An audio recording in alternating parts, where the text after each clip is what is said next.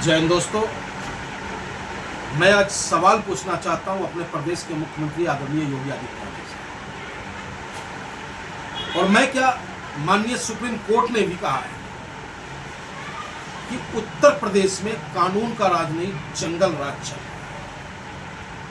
मामला दीवानी होता है, लेकिन कानून के रखवाले पैसों की लालच में फर्जी मुकदमा दर्ज करने का कार्य है। क्या शर्म नहीं आती सरकार? सबसे ज्यादा फटकार अगर सुनने वाली कोई सरकार है माननीय न्यायालय का, तो वह उत्तर प्रदेश की सरकार है। आखिर ऐसा क्यों? पुलिस ऐसा करती ही क्यों है? मुजफ्फरनगर का हमारे आपके सामने घटना, वहां भी पुलिस या गुंडागर्दी है। संभल में जो हुआ और हो रहा है उसे भी नकारा नहीं जा सकता। हद हो रही है भाई। और भ्रष्टाचार कहते हैं कि जीरो टॉलरेंस की बात करते हैं आप। और आगरा में एक महिला का 25 बार प्रसव होता है।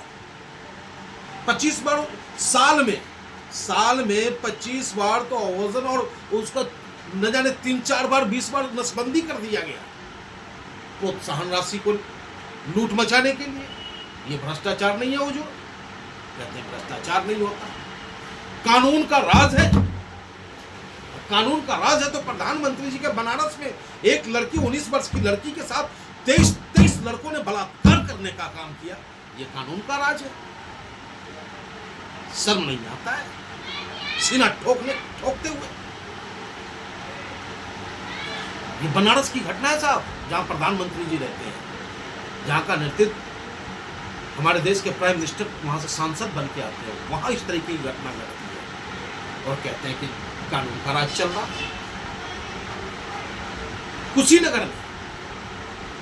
कुशीनगर में आज की घटना है। एक अधिकारी, प्रचार अधिकारी जो है वो सस्पेंड होता है, निलंबित होता है। वो भी छेड़ने का काम करता है और कहते हैं कि महिला सुरक्षित है।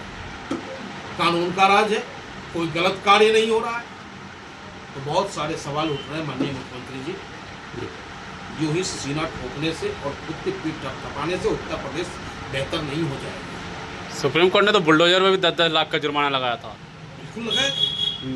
क्या कहूं मैं, यानी कि सरकार मान के राजी नहीं है। और सरकार की इसी नीति की वजह से प्रदेश के जितने भी अधिकारी हैं जो ओहदेदार पदों पे बैठे हैं, वो अपनी मनमर्जी कर रहे हैं। वो कहते हैं कि भाई मेरा कलम ही सब कुछ है, तेरे कलम से तेरा, अपने कलम से तेरा भविष्य बना दूंगा, अपने कलम से तेरा भविष्य बिगाड़ दूंगा। तो हुजूर, हम भी आपके उत्तर प्रदेश के नागरिक हैं साहब। हम ठीक है कि आपके खिलाफ वोट करते हैं, लेकिन वोट तो करते हैं ना, माचिस खरीद करके टैक्स देते हैं ना। तो कानून सबके लिए बराबर कार्य करे। कानपुर में जो घटना घटी, अगर उसमें गलती से कोई पत्थरबाज किसी और नाम से व्यक्ति का होता तो क्या होता? अभी